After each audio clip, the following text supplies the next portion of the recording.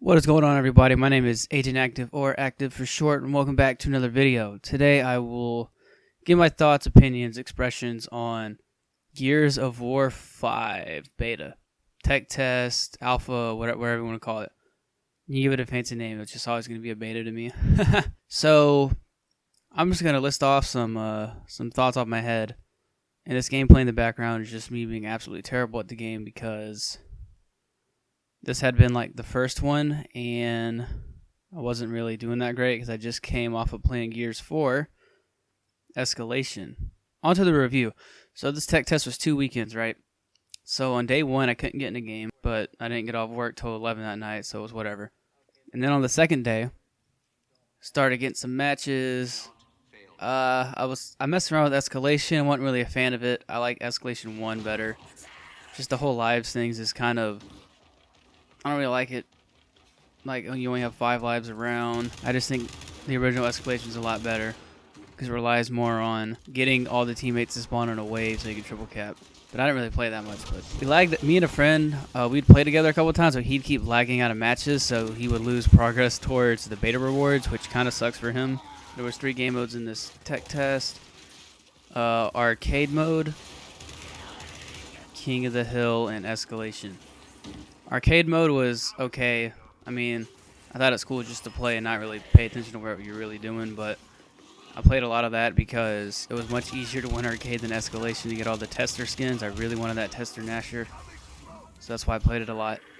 I found it to be a little too campy, mainly I think because people were just really trying to go for those skins, but I feel like if they encourage people to do something to make the game go a little fast, because you'll have like 10-minute games and everyone's just camping in those 2 little buildings on District or wherever. So I noticed this in weekend 1. I didn't really notice it in weekend 2. It might have been gone, but maybe it's just I didn't pick up on it. But the torque bow sound is insanely loud when you're spectating. Like on District, I would die across the map and then I'd hear some dude charging up torque bow from like 30 feet away. Not 30 feet, but like forever away, but it sounded like it was right in my ear. Maybe it's just an audio problem, or they just really want you to know someone's got a torque bow charged up. Out of the 2 maps that we were able to play, District and Training Grounds, I think District is the better of the 2.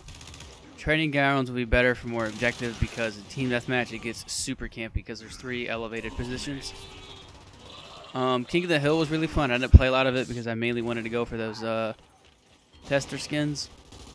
But in King of the Hill, there was some very interesting positions for the rings because a lot of them, especially on Training Grounds, are like wide out in the open. Obviously, as the tech test went on, the connection got better.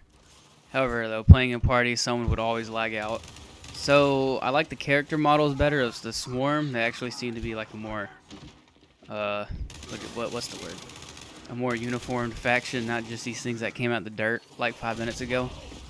However, though, playing as the Swarm, like the screams on them, especially like the Lancer characters in arcade mode, they got old really, really fast. Like their screaming noises got old. Like I need to find a way to turn that off. So something I noticed while playing in arcade or the rolling lobbies is that it would always seem to fill one team first. So if it was like one team, like 1 or 2 players and a team of bots, and the same with the other team, it would completely fill like a 5-player team of real people, and the other team would still have like the 2 in bots.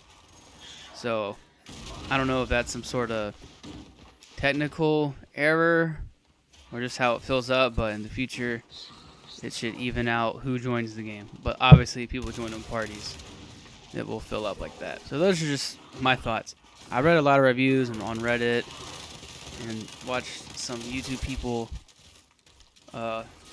talk about their thoughts. And basically the most controversial new thing about this game is that dang Omen.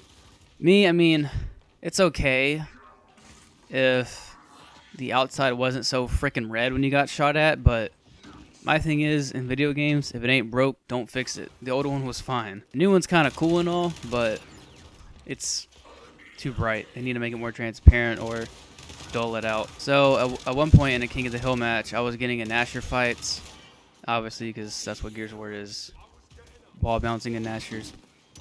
And I was in like a 1-on-2, and then I ran out of bullets. Like, whoa, what the heck?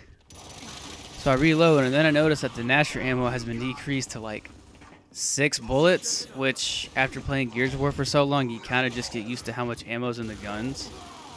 Like, I wasn't even paying attention, like, whoa, this feels off. And another thing I noticed is the active reload timers aren't the same anymore, which is really messy because when you're trying to get that active Lancer just to down people, it's not the same timer. And, like, I can active reload the Announcer in my sleep. I know... Wow, did I really just say Announcer? Whatever. You know what I meant. But I can, like, active reload the Lancer and not think about it because I just know where it is because it's been the same for all the games. Same with the other guns, but I don't really pay attention to the active timers on the other guns because I don't really use them as much. But for Lancer and Gnasher, they're like millisecond differences, and I can feel it. It's weird. But other than that, I'm really excited for this game. I think Xbox could do a much better job of marketing it. The E3 trailer this year really sucked to try and bring in new people, but today is August 1st. I'm recording this, and they made Gears of War 4 free the entire month. So, I mean, I don't really know how I feel about that, but if it's their goal to get more people for Gears 5, I'm all down for it. Gears of War community is, at least the hardcore fans are a lot more into it.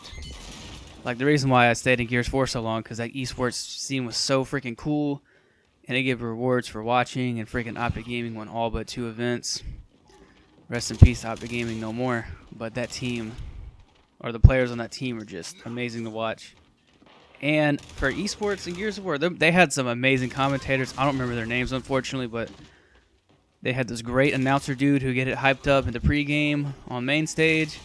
Then the 2 announcers would get so into it, and it made it more exciting to watch. And, of course, whenever they go to Mexico City, the crowd was nuts. Like, you could hear cheers in the background and screaming names, yada yada. It was cool. But other than that, the beta was all right. I wasn't that big a fan of training grounds, and hopefully there is a lot more maps in the game, and hopefully they bring back Gridlock, because that's been in every single game, and if they don't come back, I'm going to be mad. Also, in the background of training grounds is the House of Sovereigns, which I'm surprised that building has still lasted throughout all these Gears games. So that's all I got. Leave me your opinion on the beta below, if you played it, and if you're getting Gears 5 or not. It's been Agent Active, out.